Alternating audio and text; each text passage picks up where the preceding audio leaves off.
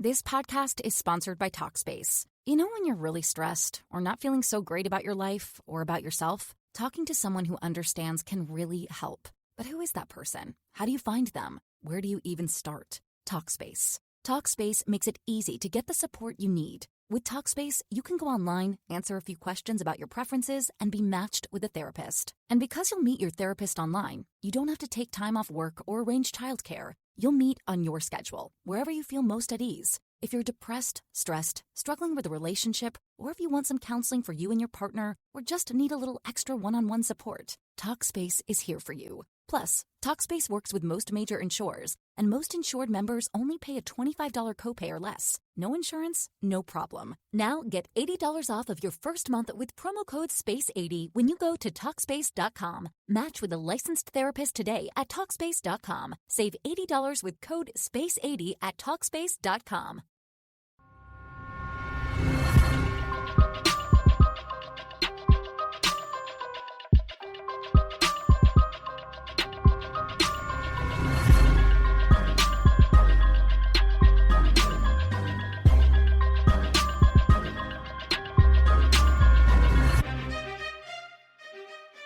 Hey guys, and welcome to the Moms and Murder podcast, a true crime podcast featuring myself, Mandy, and my dear friend, Melissa. Hi, Melissa. Hi, Mandy. How are you? I'm doing great. How are you? Doing really great, too. I don't even think I have one complaint that's coming to my head. I don't either. I know. It's amazing. I know. Yeah. Well, I feel like we've been really on top of things this week, and we've been recording a lot, trying to get ahead. We always say we're never getting ahead, and I think we might just be a tiny little bit ahead. So by like 3 hours or something, we are the furthest ahead we've ever been. Yeah. Is this what it's like to truly live? I just don't Yeah. So, I mean, we're just recording this on a Tuesday. Normally we record on a Thursday. So I feel like we're ahead of the game. We're 2 days ahead of schedule. And that is something. That's something. I'm pumped. Yeah, it is something. Watch this whole entire audio just go to crap and we have to redo it. But for now, it feels really good. I'm enjoying it. Yeah. Okay, so the topic of freak accidents is something that really has always, I think, been fascinating to me. Maybe you too, Melissa, but probably just because I have a crazy anxiety brain and I'm always thinking about like the worst possible outcome of every situation. Did you watch Final Destination? I did. I loved those movies. Those will mess you up. That you can't even drive behind. I can't drive behind any log trucks without being like, that thing's about to go through my head, through my brain, and this is how I die. I can't do anything. All the Final Destination movies. And same way, being like high anxiety, I'm like, oh, I'm just looking for ways to die. 101 ways to die just is like a game I play every day. It's terrible. Yeah. Well, that's kind of why I liked those Final Destination movies, because I feel like they did a great job of putting actual fears or, you know, of weird things like that and made it a movie. So I don't know, in a weird way, it was, I don't know what it was. It gave me more options than scary. Thinking like, I didn't know I could die from an ice pick falling or an ice, whatever, falling into my head. I mean, it's not even a real fear in Florida, but anytime they say freeze warning, the first thing my head does is say, oh my gosh, an icicle is going to fall into my skull. Just every time. It's not normal. Yeah, for sure. So yeah, I definitely do suffer from some level of intrusive thoughts, which I've come to find out is really common. But like the things I think about sometimes are really terrible and shocking and horrifying. Like if we're having a family day at the beach, I will at least at one point have a terrible thought that like something happens to one of my kids. They either get lost on the beach or they get swept away in a current and I don't see them, or, you know, because my kids are a little bit older now, so they play in the surf, but the beach is big. So I'm always scared that something terrible is going to happen. And I run through these awful scenarios in my head. And I always do this. I feel like it always comes on when I'm doing something that I actually like doing. And so it kind of is a mood killer whenever you have these kind of thoughts come into your head when you're just trying to enjoy yourself and have a nice time. So yeah, I think that's a pretty common thing, pretty relatable thing that people think about these crazy things. So another thing that I like to do that kind of relates to this episode this week is to go hiking in the mountains in particular. And I just love it so much. Melissa, I know you think I'm crazy sometimes going on all these adventures and all these journeys, and I just want to climb mountains and do crazy things, but you just can't beat the amazing views and all the sounds and smells of nature. So I don't know if you're horrified. A smell of nature is never going to be how I'm going to sell somebody on doing anything. A smell of nature, that's like dung. That's all I It's can think of. beautiful. It's beautiful. No, it is. But whenever you said that, it reminded me of Miley Cyrus singing The Climb. Like that's how I picture you walking mountains now, just singing Miley Cyrus in your head. That's literally me on the mountains. Okay. So it really is truly one of my favorite activities. But I would be lying if I said that I wasn't concerned about becoming one of the hundreds that die each year in our national parks. And that's again just because I have crazy Mandy anxiety brain. But there really are true actual risks when you are scaling the side of a mountain, which is why most people do hike with a friend or in a group, and they have special equipment sometimes, in some cases, not in all cases. I've hiked on some pretty narrow trails with cliffs right next to me, and it is a little scary, but I don't know. I've never felt like actually in danger, but I have thought, like what if something happened? What if I slipped? What if I fell? So, as I said before, it can be a little nerve wracking and kind of hard to avoid these intrusive thoughts about, the possibility that I will slip to my death. But something I've really never considered before while I was on a hike is whether or not the person that I'm with is going to do something to kill me while we're on this hike. I never had thought about this before this week's story, but I might start thinking about it now. Because in today's episode, we're going to be discussing the tragic death of one woman that left friends and family reeling and wanting more answers. But the answers that they got unraveled a very sinister plot that led to a shocking twist. Back in 1999, life was finally getting better for a man by the name of Harold Henthorn. Harold was a businessman, he was in his mid-40s, and at this time he was living in Colorado. Just a few years before, in 1995, he lost his first wife in a terrible freak accident, and he was really ready to get out there and start dating again. On May 6th of 1995, when his wife passed away, the couple was driving home and it was really, really dark outside. And as they're driving, Harold realizes something's wrong with one of the tires, so he pulls over. Somehow or another, his wife, Sandra Lynn, ends up underneath the car while it's jacked up. And so at this point, Harold says he tries to put the old tire into the trunk after changing it. The car slips off the jack and it actually crushes Sandra Lynn. She's rushed to the hospital, but she dies in surgery. 4 years later, though, Harold is ready to find his new love, and he creates this dating profile on a Christian dating site. In this profile, he says he doesn't smoke, he doesn't drink, and says that his job is a consultant for nonprofits. He said he was very plan and detail-oriented, but something about his profile and photo caught Toni Bertolet's attention. At the time, Toni was 37 years old, and at this point, she's just dedicated her life to her career. She was a very successful and very well-respected ophthalmologist. She grew up in Mississippi, and people really considered her to be just a Southern belle. She was very old-fashioned, and she had grown up with these two brothers. One was older and one was younger, and she was very, very close to them, and she was very closely involved in their lives. Toni was very athletic, but she also really kind of clung to being this Southern belle, and that was kind of how she dressed. She was extremely bright and ends up going to medical school and graduates in the top 10% of her class. She got married around this time, but then she divorced after 7 years.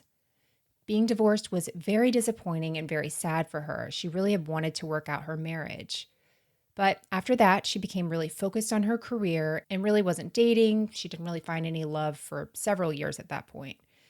But she did spend a lot of time being involved in her church, and she was a very devout Christian. She sang in her choir, and she was even a Sunday school teacher.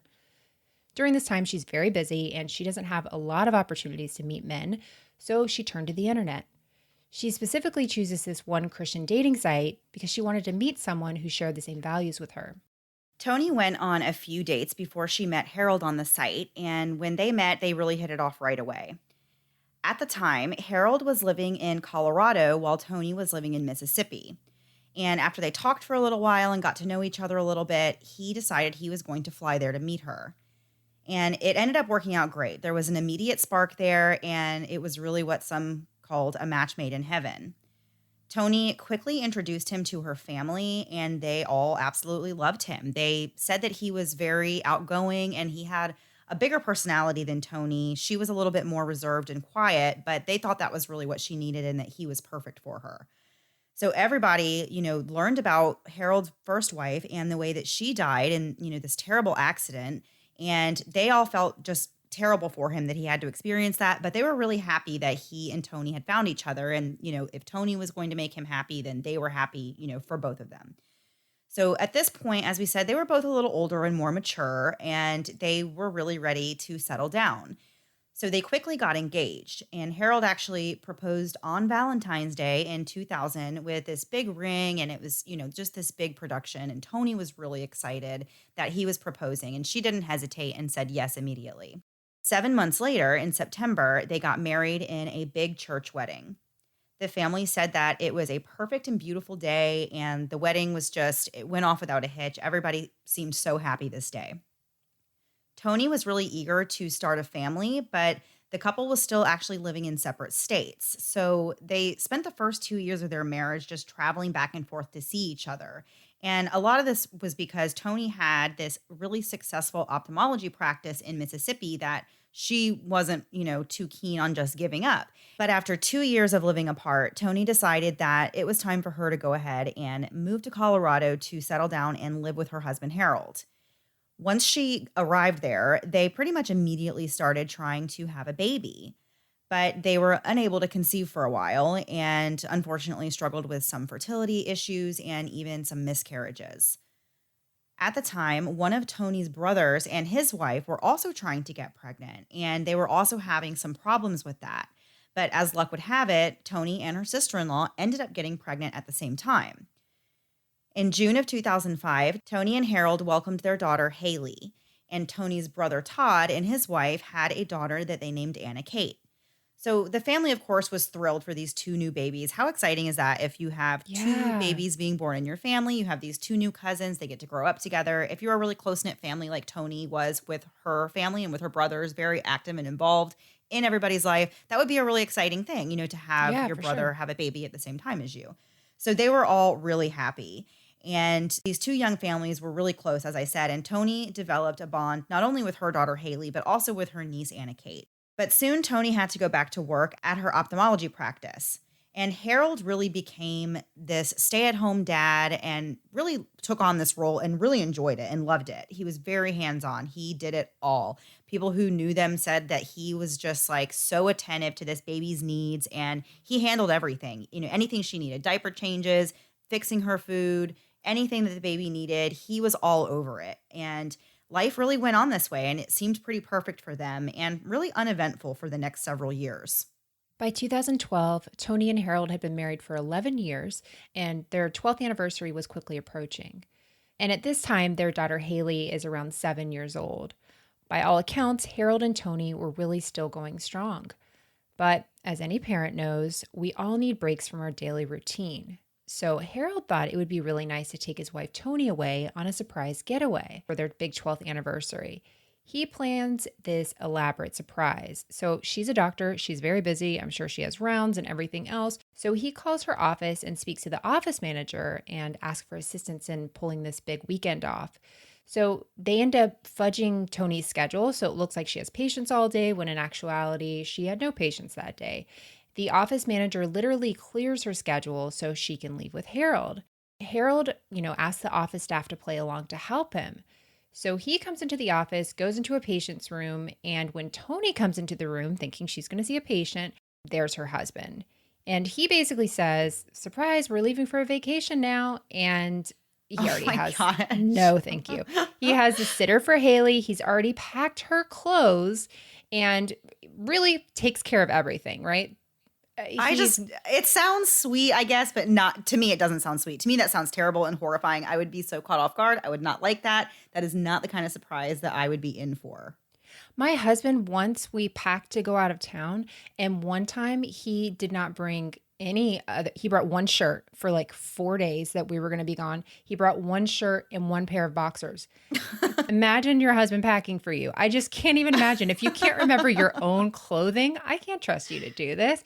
It's a very sweet idea, but it reminds me of, did you see that SNL Lexus commercial at Christmas when they go outside and the husband's like, "I bought you a Lexus." She's like, "What? You lost your job. What are you doing?" It's the same idea where it's this is a very sweet idea, but that's a lot. It is a very sweet idea. It's interesting execution. Yes, for sure. If somebody could really pull it off perfectly and really can get all your stuff, but in my situation with my husband, who I love very much, this is a literal nightmare. I'm probably going to have a nightmare about it tonight. It just sounds terrible. But for them, Tony was excited. He's excited. They've gotten everything. He's gotten everything organized. So she doesn't have anything to really worry about. She's just getting ready to leave. Her daughter's being taken care of. And so off they go on what should be this romantic getaway weekend. And we're going to get into so much more of the story after one quick break to hear a word from this week's sponsors.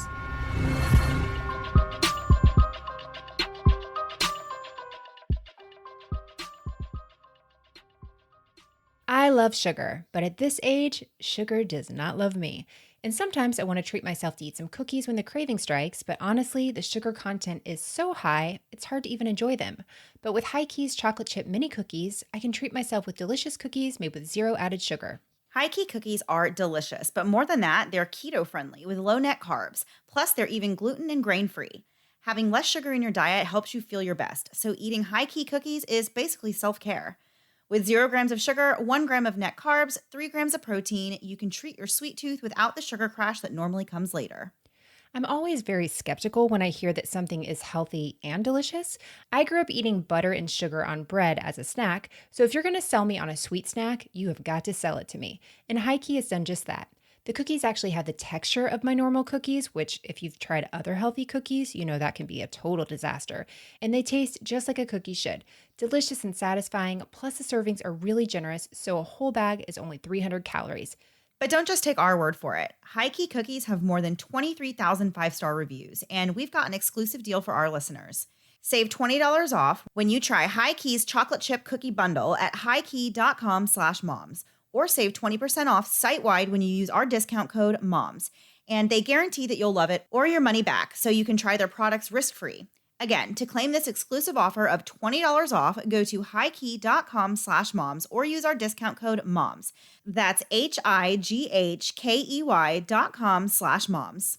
I don't know about you, but I've never grabbed a one-size-fits-all bathing suit.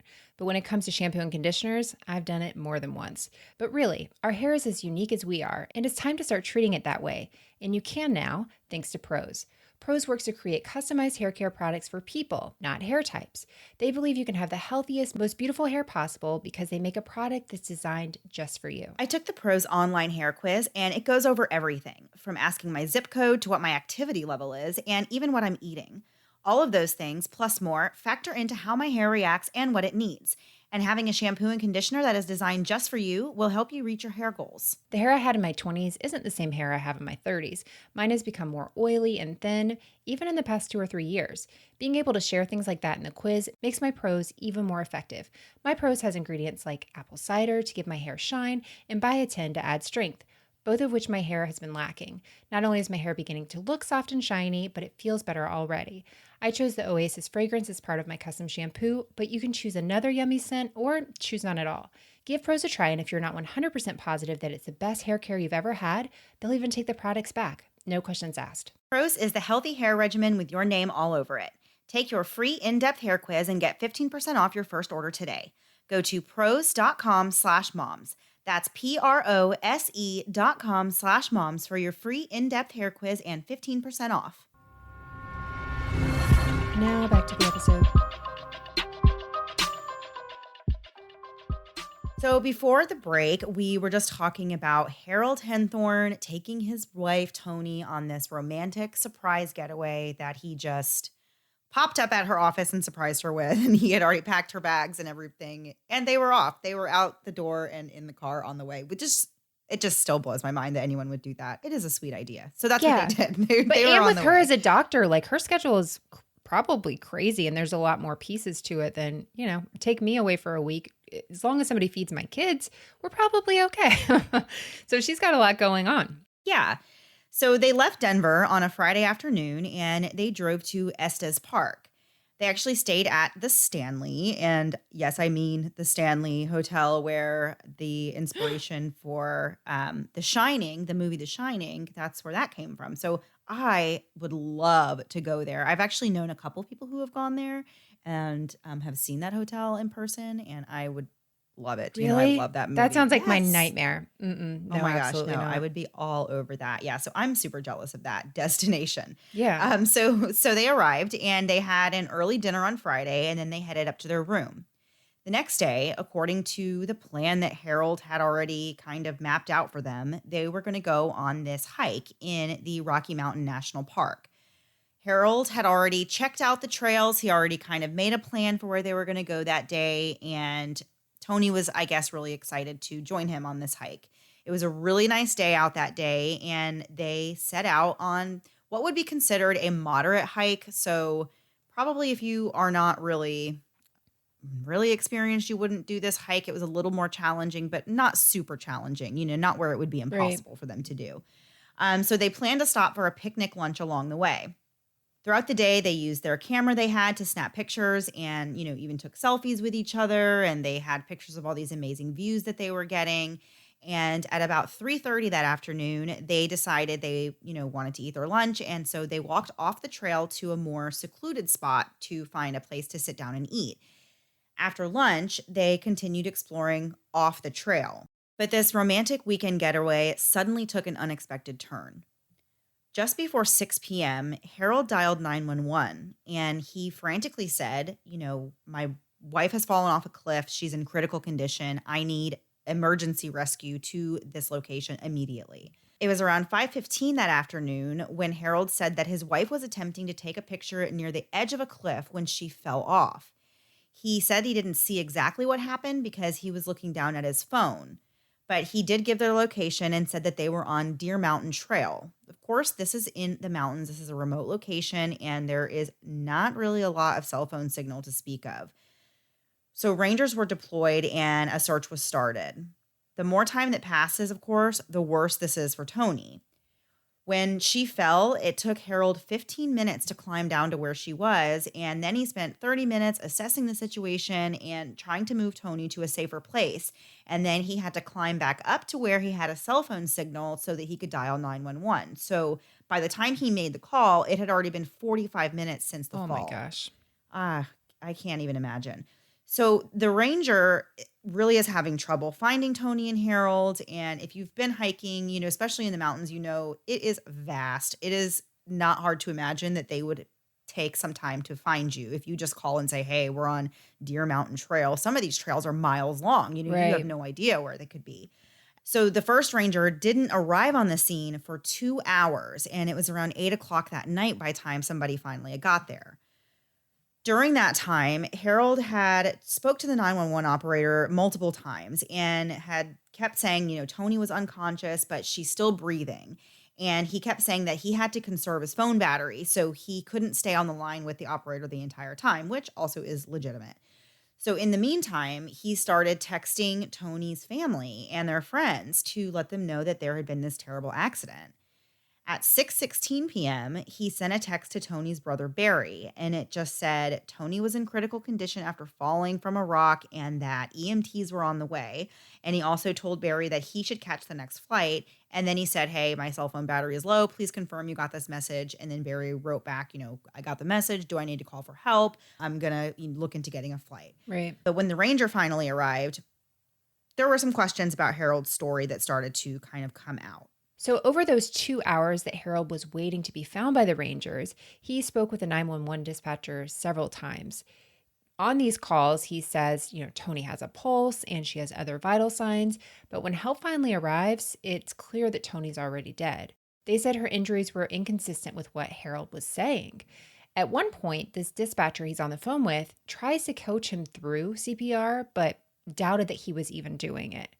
So when rescuers realized that there was no real rescue to be made, they had to shift their focus to how they were going to get Tony's body off the mountain.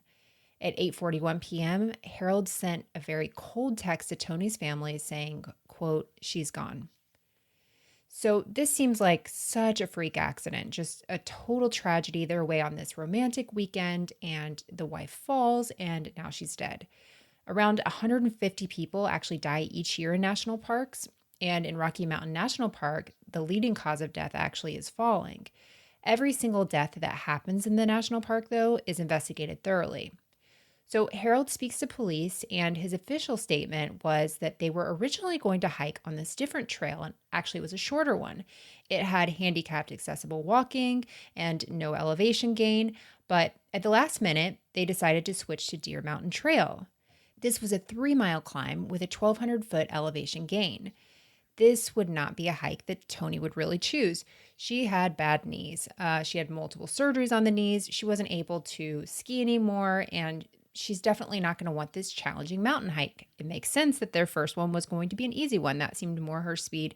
I can't imagine having bad knees trying to climb a mountain, and a scary mountain that has cliffs and all that. Like, you're going to want to be on your game. So he says they tried that first trail, but ended up getting off of it because it was too crowded.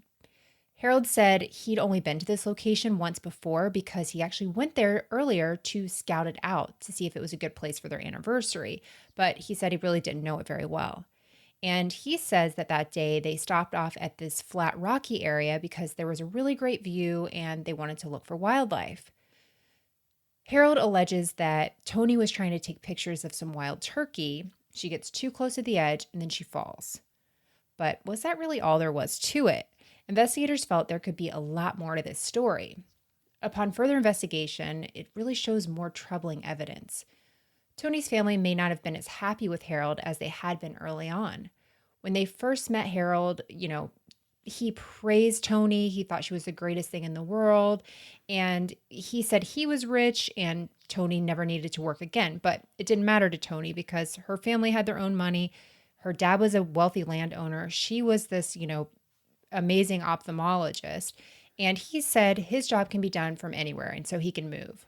But that's not what happened. Tony's parents felt that Harold really took away all control of her life.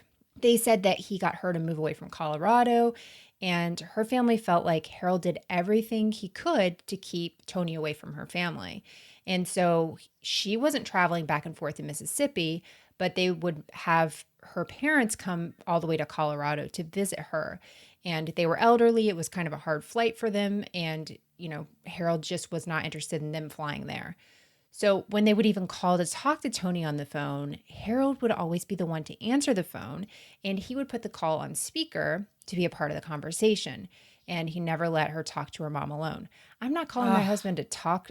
I'm not calling my mom to talk bad about my husband, but if I call my mom and I want to talk to her, I don't want my husband listening on my conversation. Right. No, sometimes I make myself sound like a much better person than I actually am. And I don't need the person that knows the truth to rat me out. But no, really, it is like you can see how if she's away from everybody, she's away from her family, and they can't really even have a clear line of communication to her. He's kind of their gatekeeper at this point. And so when baby Haley comes along, things really get worse. Harold not only controlled Tony, but he also controlled the baby's life and the baby's schedule. On the outside, it looks like he's this very active and hands-on dad, but to Tony's family, they felt like he was really controlling. He would organize all the play dates. He decided what she would eat, when she would eat. He really didn't even let Tony put her daughter to bed at night. He said the last hour before sleep was his daddy-daughter time, which I feel like he had 8 hours before. And This is her time to spend with her daughter. Harold also kept and watched the video monitor in Haley's room. Tony's family thought that she might be unhappy. There's really no way for them to even talk to her, but they didn't think she would divorce Harold because of her religious beliefs. So Harold, as we said, always claimed that he was a businessman who traveled a lot for work. But when you started really digging into it, it didn't appear that he had any money of his own. And of course, he was the one in control of the couple's finances and he controlled the bank accounts that allegedly, he shared with Tony. She was putting her salary into it. He was supposed to be putting his salary into it. But he was the one who really had control over those accounts and monitoring them and keeping track. On the rare times that Tony did get to sneak a peek into their bank account, she thought it was a little strange that she didn't see any evidence of all this money that Harold was claiming that they had. And Harold was also a pretty big spender. And if he wanted something, nothing was really off the table, including expensive things like cars. And he would make these big purchases really without Tony's knowledge or her consent.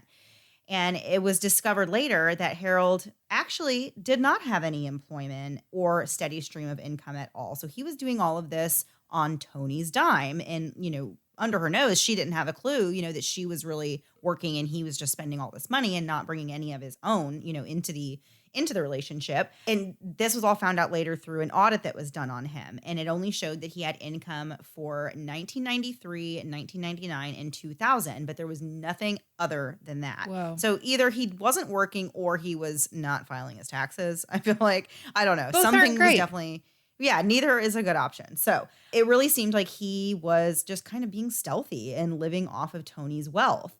And of course, micromanaging everything so that she doesn't find this out. So the investigators also learned even more things that were pretty sus, as my Oh my child gosh, would you're say. you're either playing too much Among Us or your kids are. So Harold actually took out several life insurance policies in very large amounts on Tony leading up to her death. And he recently had made himself the beneficiary of a life insurance annuity that originally was put in Haley's name, but now he has changed it to be in his name. They also learned about a prior incident involving Harold and Tony that left her injured, which this is really interesting. I imagine this was very interesting when the investigators were finding all of this out. So they found out that a while back, the couple was staying in a cabin that Harold owned in the mountains, and it was the two of them there with their daughter, Haley. So while Haley was asleep one night, Harold supposedly asked Tony if she would help him clean up some debris. It was like 10 p.m. So first of all, if my husband was like, will you come outside and help me clean up debris? I would be like, no, we're at the cabin in the woods. We are not cleaning up debris right now. That's literally a movie, Cabin in the Woods. No, thank you. Yeah. Yeah, seriously. So she was outside helping him, and she was standing below a raised up porch, and she had her back turned towards it. And suddenly she says that she felt this really heavy item just struck her kind of in the back of the neck.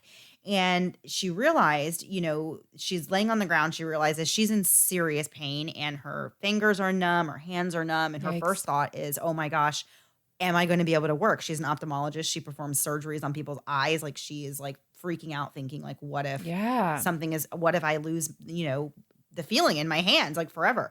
So they go to the emergency room. It turns out, according to Harold, it was an accident, and this big beam, it was either a beam or a large piece of lumber. I read two different things, two different sources.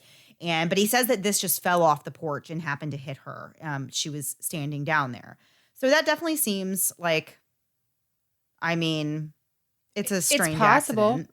It's possible, but it certainly is questionable. Yeah. I feel like at that, because why exactly were they out there at 10 p.m.? Like, none of it really makes a lot of sense. It's not very sensible. So Right. I feel like that makes it a little bit more suspicious. This incident actually could have killed Tony if she had been standing just in a different position, or if that thing had hit her in a different way. It was heavy enough that it really could have taken her life. So after all of this, when Tony's family heard that, she died on this hiking trip, they immediately thought Harold has done something to her. And it was their theory right from the beginning that he pushed her. And we're going to get into the rest of the story after one last break to hear a word from this week's sponsors.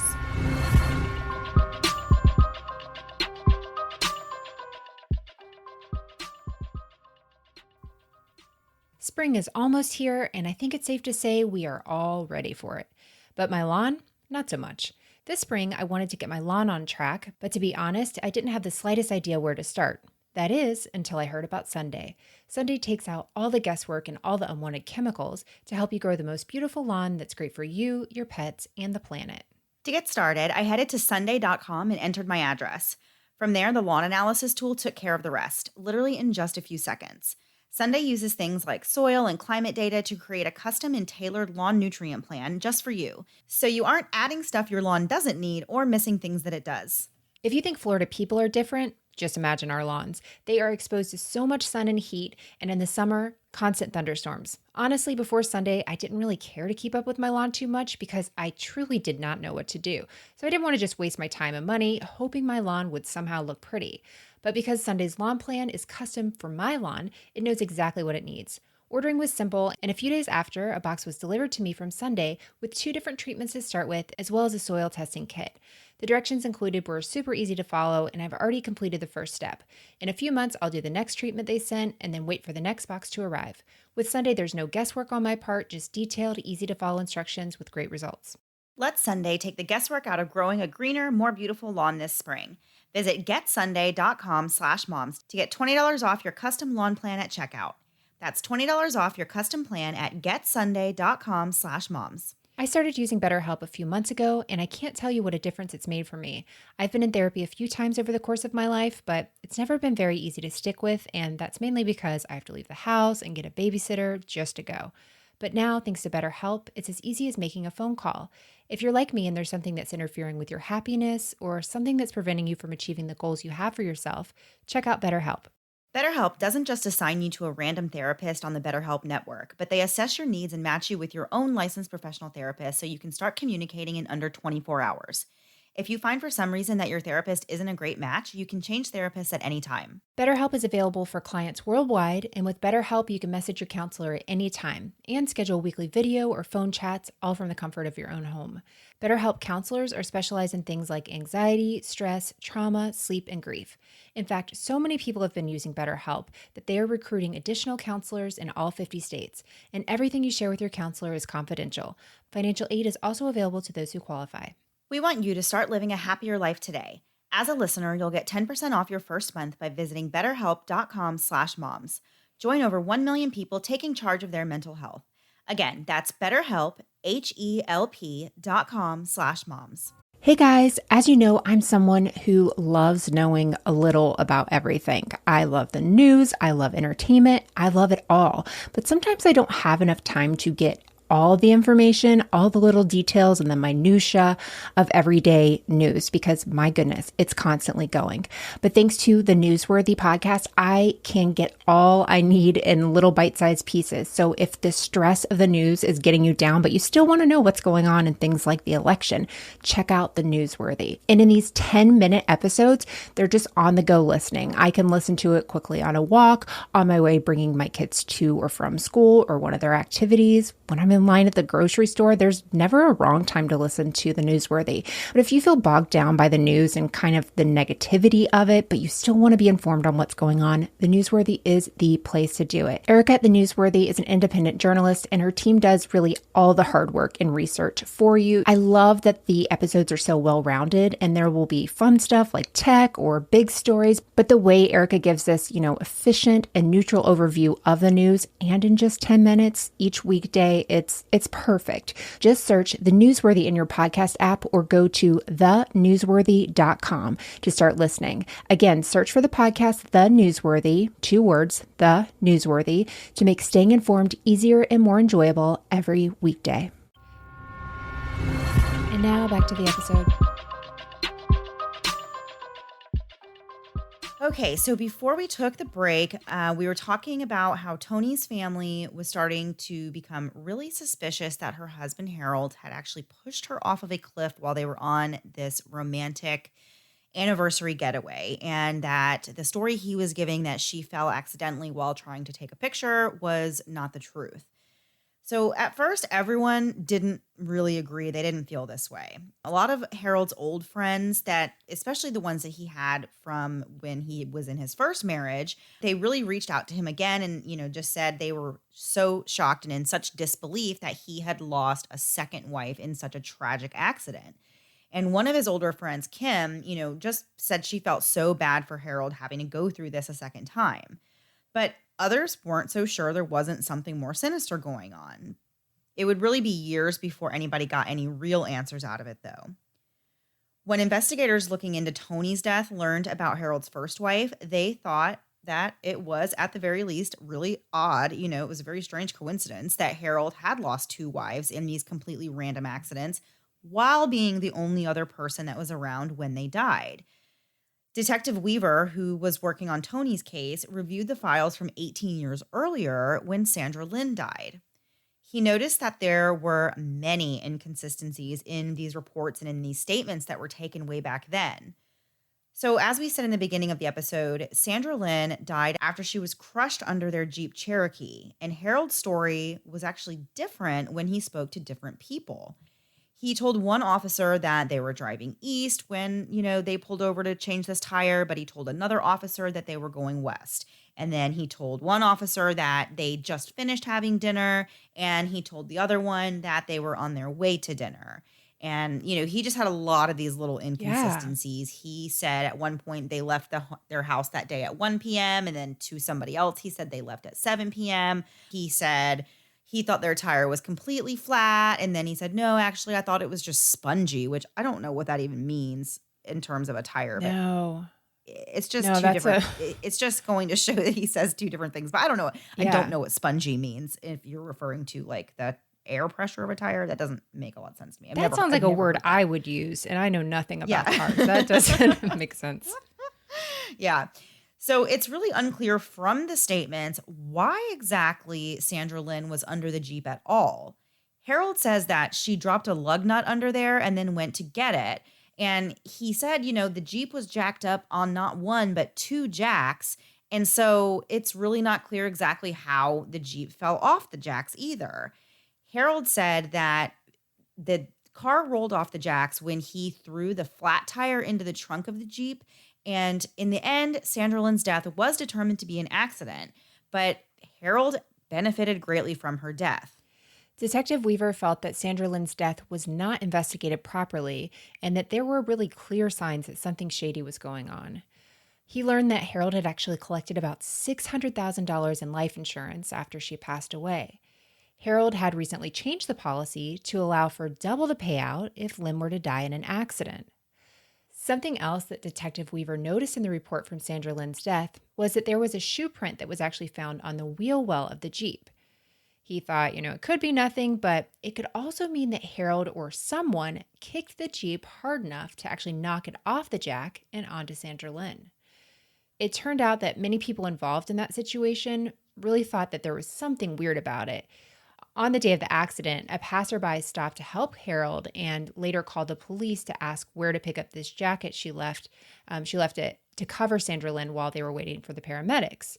And this woman had actually left before emergency personnel arrived on the scene. Yeah. So something else about this woman that she actually told the police was that the reason she left the scene so quickly was because she was really creeped out by Harold. And she said that the reason she left the jacket there was because when they got to the scene and they saw that Sandra Lynn was still under the Jeep, they wanted to help. And it was getting cold. It was a spring night. So there was a chill in the air. And she was obviously badly injured, clinging to life. They were waiting for paramedics. And this passerby said that Harold was just refusing to take off his jacket and put it over his wife, who was laying on the ground in critical condition. And so that's why this woman ended up taking it off. And, her husband or somebody that she was with helped Harold get the Jeep off of Sandra Lynn. But then they left the scene because they found out, I guess Harold said, oh, the paramedics are on their way. They're almost here. So these people left. And then she called the police station the next day to say, hey, where should I go to pick up this jacket that I left there? And that's how Whoa. they got in contact with her. Yes. Can you imagine being that creeped out in an emergency situation that you feel like you have to get out of, like to be that creeped out over what you Right. think is the victim's husband that you're like, I got to get out of here. I can't even imagine that, like how creepy he must have been or how, I don't know, terrible at the time that he must have been for her to want to get out of there. Right. But ultimately, no one ever follows up with this woman to find out any more. And a volunteer at the fire department that responded to the scene also said Harold's behavior at the accident scene was the most unusual thing she'd ever seen. So Detective Weaver, who keep in mind is really investigating Tony's death mainly, but now he's digging into the circumstances of Sandra Lynn's death too. He's down this rabbit hole and, is just trying to get more information. So he decides to conduct his own experiment. He gets a Jeep that was the same year and make as Harold's and the one that had killed Sandra Lynn, and he jacks it up with two jacks, just like Harold had claimed to do that day. So he tries taking tires and tossing them in the back, slamming the trunk shut to see if he could make the Jeep fall off the jacks. He even took away one of the jacks, so now it's just one, doing the same thing, throwing the tires back there, slamming the trunk. Nothing knocks off. But then he kicks the Jeep in the wheel well area where the original investigators had made that note about the shoe print, and the Jeep falls right off the jack when he does that. So, Oh my gosh. yeah, so he's positive that Harold had intentionally killed his first wife and likely his second one too. Mm. So come to find out, taking out those life insurance policies on Tony in the months prior to her death wasn't the only thing he did that really looked more like a preparation. He told the police that he'd only been out to that trail area once before just to scout it out ahead of their anniversary, and figure out if that's where he wanted to take her. But that turned out to be a lie because his cell phone records actually showed that he had visited the park 8 or 9 times just in the 6 weeks leading up to Tony's death. So he was there, very familiar with the area, and knew exactly where they were going. But one of the most incriminating things that the investigators discovered was this map of the park that Harold had in his car. And it had notes and markings and things highlighted on it. And there was a pink X on the map right in the spot where Tony allegedly fell. Oh my gosh.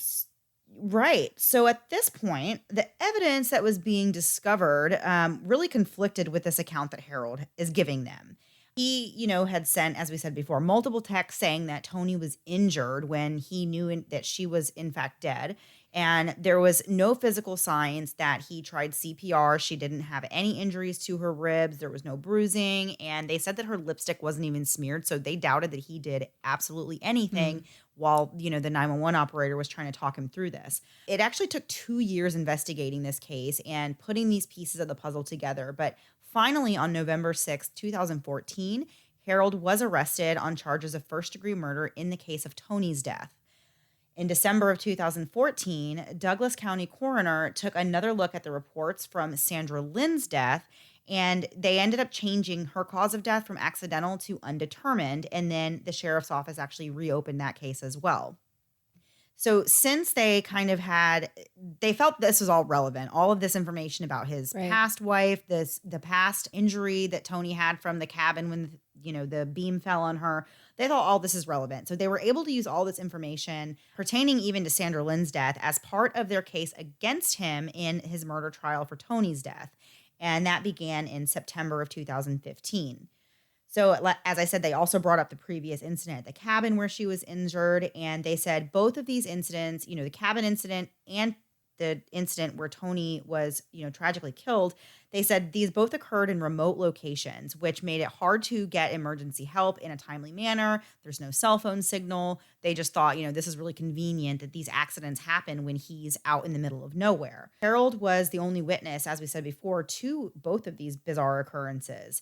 And he had been proven that he had lied and was inconsistent with his story after each one of these accidents. Harold also had both of his wives cremated quickly after their deaths, and I read in one source that he spread their ashes in the exact same spot after they died. What?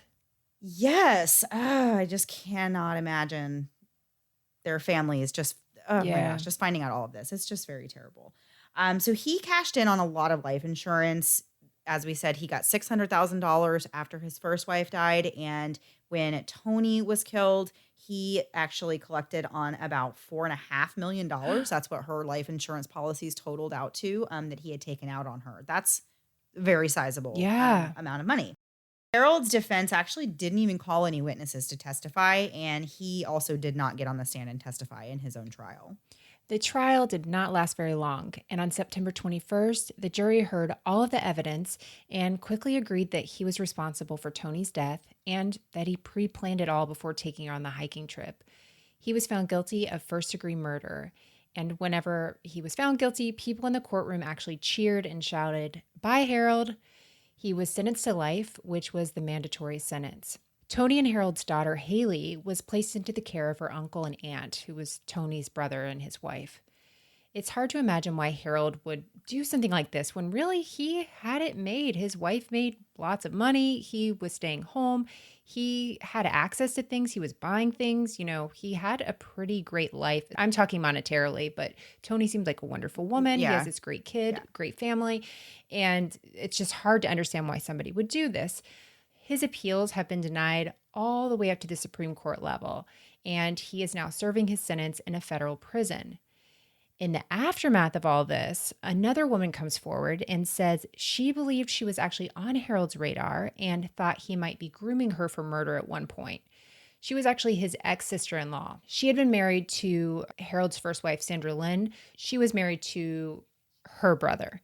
And so they get divorced, but Harold stays in contact with her. Her name is Grace Rochelle, even after Sandra Lynn dies. So 1 month before Tony was pushed to her death, Harold allegedly took his daughter Haley to visit Grace and her children. He takes them on this speedboat ride, and on this trip, he convinces Grace to take out an insurance policy on herself and name her children as the beneficiaries. Well, he was the one who actually sets up this insurance policy when she agrees, except he made himself the beneficiary and actually forges her signature on the documents. So, Oh my gosh. yeah, so she believes he was considering killing her and making it look like an accident. So whenever she finds out about Harold's second wife dying just a few weeks later, it only reinforced her belief. Can you imagine? Basically, if someone tries to sell me a life insurance policy, I'm going to assume they want to kill me. There's just, Yeah. I know that's not the There's truth. I'm being no, silly with that. I Very know, facetious. but there's really no circumstance where I would want to be approached by a friend and they would just be like, hey, really like coaxing me, like, you should really take out a life insurance policy. I'd be like, why should I do that? Like, Yeah. it's just really, it's a weird conversation to have.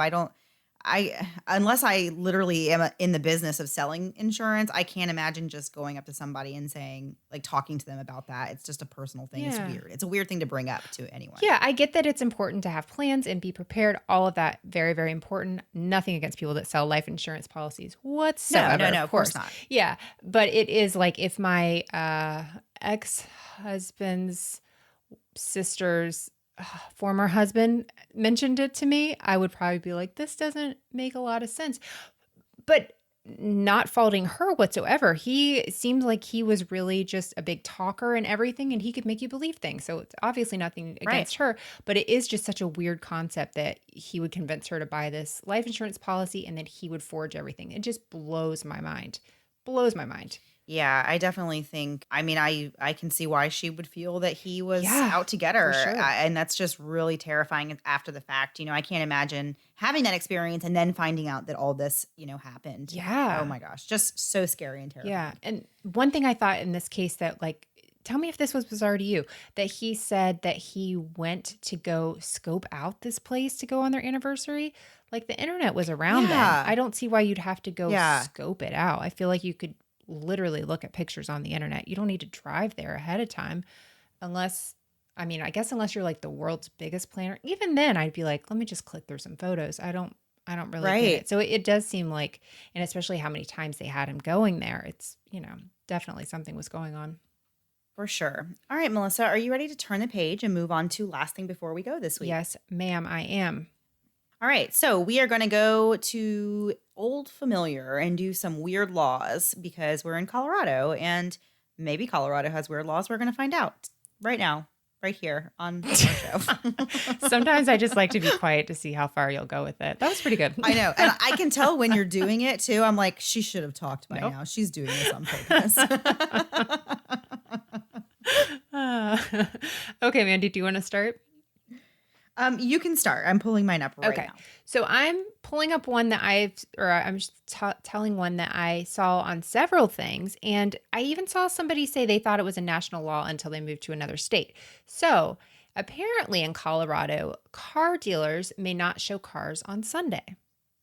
It's a very specific rule, but I read something where somebody was like, I moved to Kansas and I thought everybody did that. So yeah, you can't show cars on a Sunday. Kind of Interesting. not super exciting, but it's there. Yeah. Well, here's one about cars. Throwing missiles at them is illegal, which I feel like that's just a very common sense. That's disappointing. Like, of course it's illegal. I was I'm hoping. so happy that's a law. Right? I was hoping we weren't allowed to do that. Yeah, throwing missiles at cars is illegal. Yeah, I was planning on taking a family vacation with all my missiles, and Colorado was number one on our list. Man, this is really going to disappoint the family. Okay, Mandy, this one is interesting. In Louisville, it's illegal to own chickens. Sad for you. However, you can have up Aw. to 3 turkeys. Oh, They're so loud and so obnoxious, way worse than a chicken. Yeah, explain that one to me. I don't get that. Okay, here's a dumb. No, I'm not going to ask it. Never mind. I'm not going to ask. Are you going to ask if you can eat turkey eggs? Yes. You totally can. You can? Has nobody? Yeah, of why course. aren't people eating them? Why am I not hearing about this? I don't know. Do they lay eggs like a lot? I don't know if they lay them a lot. I don't know a lot about turkeys, but I think you can eat anything's eggs. Like I know people eat like ostrich eggs, and like if it's a bird and it lays an egg, you can probably eat it. All right. I'm not going to take your word on that. Well, my son's always like wants to try eggs. And since he can't have chicken eggs, he's always asked me about different ones. So to me, I got really excited. But I feel like What about quail? Have you ever tried quail? I wonder if you can do I that. haven't tried You'd probably quail. like those. Huh. I'll have to look into And it. you can find them like at Publix. Really? Yeah, they're in the egg section. I mean, they're by the eggs, but they're teeny tiny, and you have to probably crack like 3 of them to make one This regular sounds size expensive. egg. And I guarantee he won't like Yeah. eggs anyway. Probably Total not. waste, Yeah, it's yeah. probably not worth all that. Yeah. Okay. So here's an interesting one, and I wonder if it's enforced because this one really kind of got me. I was a little confused. This is a Colorado City law. To own a dog over 3 months of age, one must obtain a license. How are they even figuring those out? That's what I'm saying. How do you know? How do they enforce that? You just always say that your dog's under 3 months old. Just no Right. matter what. It's like 100 pounds. He was really big when he was born. He's 2 months Yeah. old. Huh. I feel like that's one of those things that you wouldn't get, like, nothing would come of that unless you did something wrong, and then they would be like, you don't even have a license. They for would this tack it animal on. or something. Yeah. Exactly. Yeah. Okay, Mandy, in Aspen, snowball fights are illegal. And What? I think that's a lie because if you've ever been on Instagram, what would influencers have that go to Aspen besides snowball fights? They have nothing without snowball fights. Exactly. Okay. All right. Some of these are just silly. There's no way any of these are enforced. I don't know why these are even laws. Here's another one that I'm just like, how would you be stopped? You may not drive a black car on Sundays. There's a lot of things you can't do on Sundays. Well, that one's, it seems like it'd be easy to like catch you. Like you just sit on the side and they're like that one. There's no way. People don't get in trouble for these things. No, but that one's interesting. Mandy, this is one of the more upsetting ones that just makes me wonder, how did it get here? How did this become a thing? And this one is, cats are not allowed to run loose without having been fit with a tail light. Cats, the animal. I love that. They're just trying to save the kitties. I know, but like it doesn't say they have to wear it. They just have to be fit with it. So you just like have like a collar that says, I've been fit with a tail light, just refuse to wear it. Or, my tail light's out. Honk if you see me. I don't know what you would do. Huh. I don't know either. That was a joke that didn't land. It's all right. Keep going. I'm sorry. It's all right. They're not all good jokes. I just throw out as many as I I'm the can worst. and see what sticks to the The wall. worst. All right. So I have one last one that is also very silly, and I wonder how often this is even a problem. But it is illegal to permit one's llama to graze on city property. You can't take your llama out and let it eat city grass. That's not allowed. I mean, what do these llamas think? That they're too good for their country grass? I don't get it. I don't know. Speaking of llamas, we started watching Napoleon Dynamite with our daughter, and I love that movie so much whenever they feed Tina the llama and stuff. Oh, yeah. But it is funny to like watch it through a kid's eyes and be like, no, this is funny. And they're just kind of like, this is so stupid. I'm like, but that's what's funny. I'm like, oh gosh, I've reached the age now where you're just not funny or liked or I don't know any of those. Tweens are hard. Yeah, they are. They're so hard. There's nothing cool about me anymore, no. according to my oldest son. Yeah. I'm just, oh my gosh. I told Melissa this week the best story ever. My son, we went on a little trip to the mall, just the two of us, me and my oldest. I just wanted to get him out with me for the afternoon, and we were going to go get lunch afterwards and everything. So we were in the car, and we pulled up to the mall, and we're still sitting in the car, and he was like, hey, Mom, have you ever heard of a store called Hot Topic? And I was like, yeah, like, of course I have, So he wanted to go in there and check it out. But this was really like the first time that he's ever expressed an interest in like anything Clothes like and all that, that. like clothing related. Right, exactly. Or like having a style. And so we went in there and he got to look at a few shirts and stuff. He got to pick out a shirt that I bought for him. Nothing crazy. But hopefully we have now You opened Pandora's satisfied box. that curiosity. Yeah, hopefully I was going to say hopefully I've satisfied the curiosity. Now you think I've opened Pandora's box, but we'll see. We will see where this leads. No, I'm sure it's good. It's like so important to be able to express yourself in your clothes whenever you're younger and stuff, I think, because for sure. It was just hilarious that he thought I would Hot know Topic. what that was. Yeah. I know. There's a wall in a Hot Topic you don't need to be familiar with, but other than that, yeah. Right. I love it. Yes. The joys of tweens. Mhm. We are both just getting into it. Yeah, So yeah. it's fun. Super fun. Great adventure. Absolutely. All right, guys. Well, that was the episode for this week. Hope you enjoyed it. And we will see you back next week. Same time, same place, new story. Have a great week. Bye. Thanks so much for listening to the Moms and Murder podcast. Make sure to check back with us next week for a new episode. You can also find us at momsandmurder.com, where you can connect with us via social media. Please make sure you subscribe and give us 5 stars, because giving us 4 stars would be a crime. Thanks so much.